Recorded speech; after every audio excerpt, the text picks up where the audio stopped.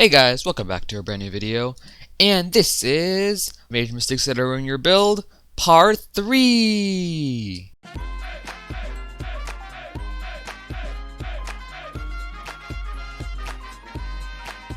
Okay guys, so I've already made 2 Mage Mistakes guides, and they have both done spectacular in views and have helped out a lot of people. So I really recommend you watch those 2 guides, they're linked in the description. But in today's guide, I'm going to be going over more fundamental things you need to know as a mage and how to consistently beat floor 5 dungeons and how to get a good party as well. So beginning with this, we're going to be talking about floor 5 dungeon gear. So usually I group this category into armor and weapons. However, not that much has changed since my Mage Mistakes Part 2 guide. Now, for floor 5 dungeons, you're going to want one main weapon, and that is the Frozen Scythe and the Spirit Scepter. As you can see, here's the 2 weapons, and these 2 work really well together.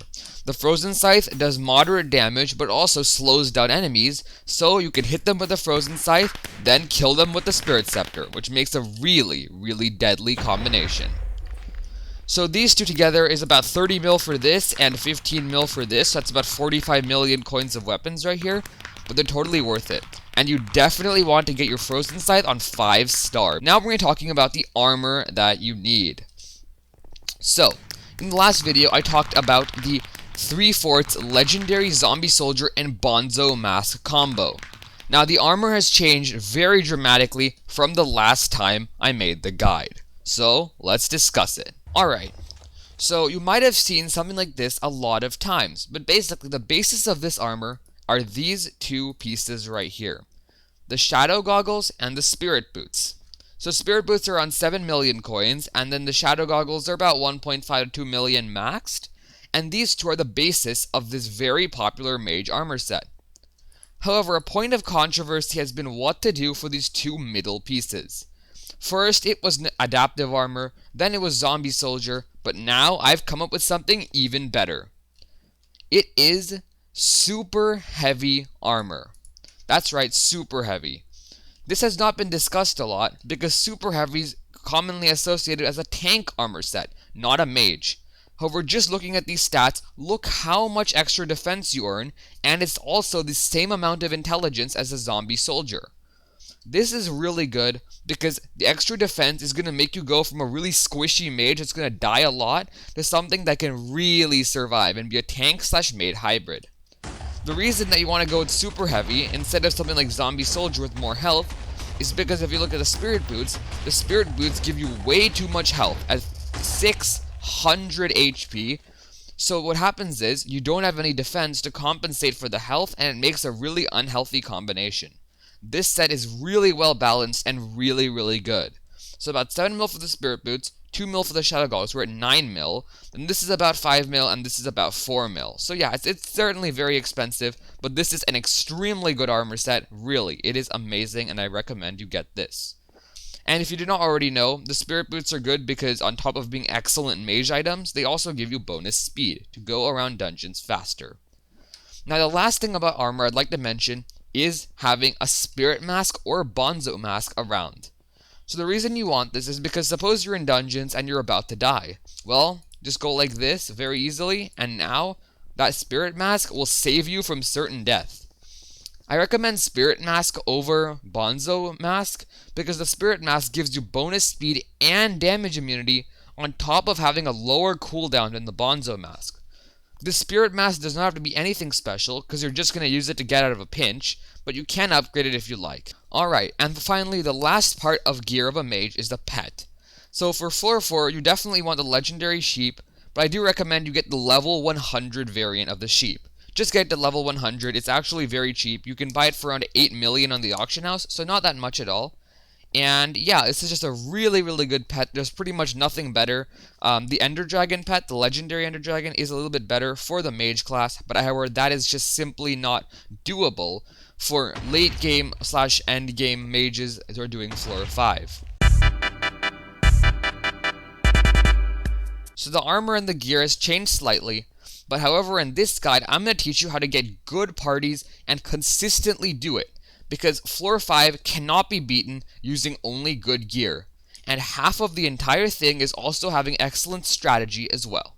Alright, so when you want to find a dungeon party, you have three options. First of all, you just get your friends, right? Your friends are really good, and you guys have a very consistent dungeon party. However, that's not very doable, as your friends can't be online all the time. So then what option do you have? Well, then you can go and find a party like this. If you want to do this, make sure that you have your search settings to Floor 5 to narrow it down, and then look at the class that's closest to your skill level. As you can see, this one says 17, and if I look at my skills, as you can see, I am pretty close to Mage 18, but I still am a Mage 17. So I'll click to join this party in this case, right? Now, if you're making your own party, here's what you want to do. So find a party, start a new queue, right? Now, you should make the class level requirement the highest it possibly can. The higher, the better, okay? Now, Floor 5, Catacombs, that's fine. But then here, this is where it gets important. So what does this mean? This is 4M-H. So what does 4M-H mean? Well, 4M-H means that there's 4 mages and 1 healer in this party. So that's the setup that I use. It works really well. But now, if suppose you want to have 1 berserker as well, then you're going to write 3M-berserker-healer. And now they know that they want 3 mages, 1 berserker, and 1 healer. So I'm going to keep it at 4M-H for now, as you can see. Just like this. However, the very important part you want to do now is write gear check. So what is a gear check? Well, basically, a gear check is very simple. You write gear check, and now let's fight the party. Confirm group. Now, what you should do is copy-paste a message like this. Welcome. Please tell me your gear. And add a smiley face at the end if you want to be, if you want. So copy-paste that, okay? Now, when people start joining the party, just paste this message whenever a new person joins. So I'm going to wait for some people to log on right now. Alright, so a berserker joins. What you do is just type this like that. So why are we doing a gear check? Well, basically, especially for the earlier levels, like 16 and stuff, right? What happens is, you can very easily get carried all the way to that level, especially for 17 or 16. What ends up happening is, people with bonzo staffs and terrible gear are making their way into Floor 5 because they have gotten carried throughout the level requirement. For Floor 5, if they do not have at least a Spirit Scepter, do not let them in at all. That is definitely 100%.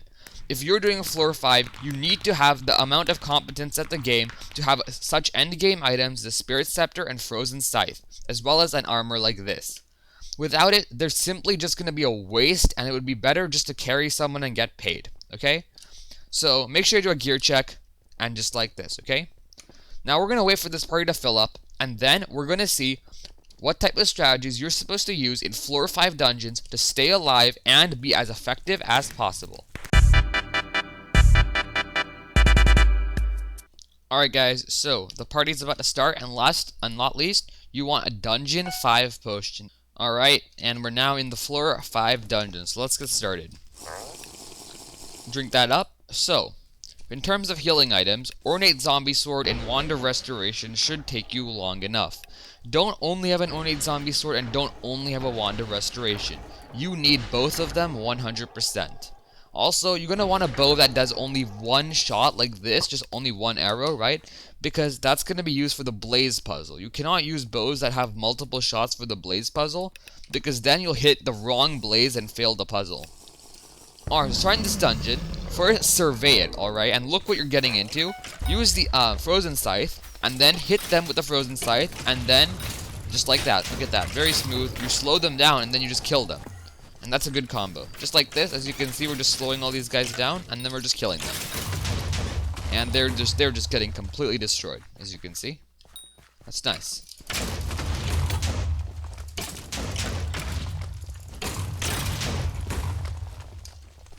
So, for dungeons, I carry on an Ink Wand, but it's not necessary. Ink Wands are really useful against the Felds, because they move quickly, and against Skeletors, as you can see, just instant death for both of them.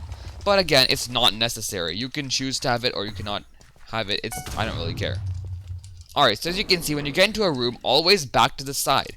This will stop attacks from Skeleton Masters and the Crypt Dreadlords from attacking you too much, because those attacks are the most powerful. As you can see from here, I'm just already starting off by slowing the mobs down. And then against these angry archaeologists, just want to completely use the Frozen Scythe, like all the way, as you can see. It slows them down, and you don't use any mana, so you can just pretty much just infinitely kill them, like this. Look at that. That's not too bad. You can see I'm raising my Wand of Restoration here. And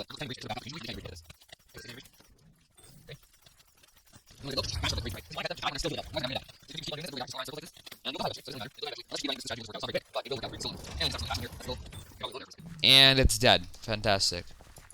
Alrighty, that looks pretty good. So again, when you're opening a new door, always back to the side here, and then survey the dungeon. You can't just run into it like you could for like floor 4 and floor 3. It's not gonna work because the attacks are just too powerful. Of course, you always want to be alternating between left click and right click, so you can use the Mage Beam as much as possible. Slow them down and kill them. Look at that. Very, very efficient, and you don't die that many times. Go like this, just like that. Survey, there you go, just like that. Look at that. So I'm avoiding the skulls that do so much damage. And I can kill this without taking a little bit of damage. Against these, you can just use the kit on it, and then Skeleton Masters do the most damage in dungeons, so you always want to watch out for the Skeleton Masters, because they can drain your health almost instantly. So against the Felds, you can see Ink Wand is just insane. It's just, the Frozen Scythe is just such a good weapon, really. Even though it's gotten nerfed so many times, it continues to be an excellent mage weapon that every mage should consider. Alright, so now I'm going to show these tips and tricks in play in this epic dungeon speedrun.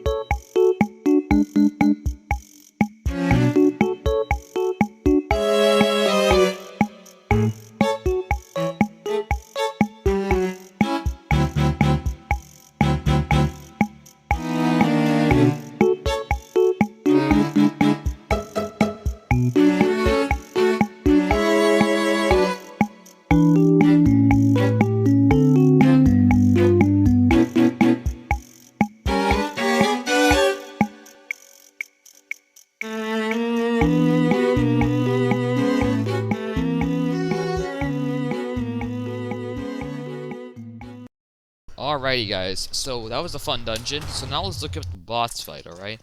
So I think you guys already know what the boss fight's like. Basically, I just go into a corner, someone places down an Overflux or a Mana Flux, the healer just heals, and yeah, it's pretty simple, okay? But let's look at strategies. So, as you can see with this setup, I'm pulling 7,300 mana, over 5,000 health, and 2,000 defense. Look at how good this armor set is. So, as you can see, for now, you don't want to get too close to the edge. You can just attack here on the concrete, and it'll still damage all of the livids because of the AoE of the staff. Now, when the livids start calming down a little bit more, then you can creep closer and then go like this. Just like that.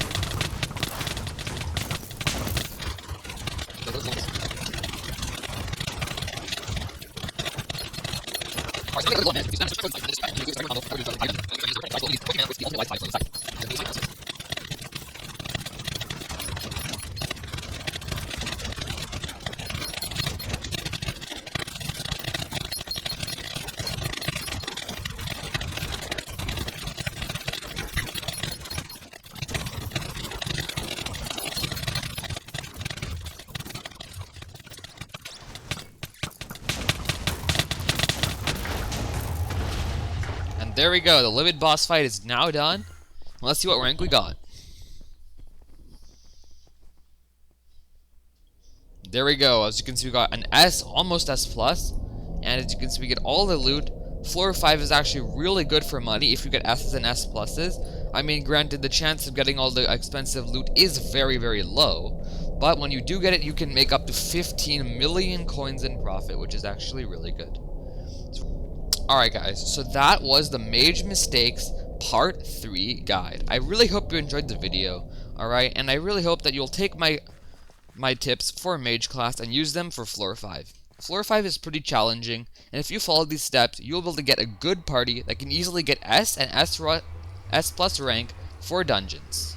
Alright, so a few last tips I have for Floor 5 dungeons and this Mage Mistakes guide is, first of all, I don't think you should attempt Floor 5 until you have this gear. And you should be pretty on point. You should also have Catacombs 16 at least, so you can use the shadow goggles. And if you have all of this stuff, and you use the strategies that I presented, most notably being that you hide when you open a door, so that the Skeleton Masters and the Crypt Dreadlords do their critical hits, then you go in with the Frozen Sight to slow down the enemies, and then kill them with the Spirit Scepter. If you use these tips, it will be highly effective in dungeons. As you can see in that fight, I did not get a single death, besides one in the trap room. So yeah guys, I hope you enjoyed this video. I'll see you guys in the next one. Consider subscribing. Bye!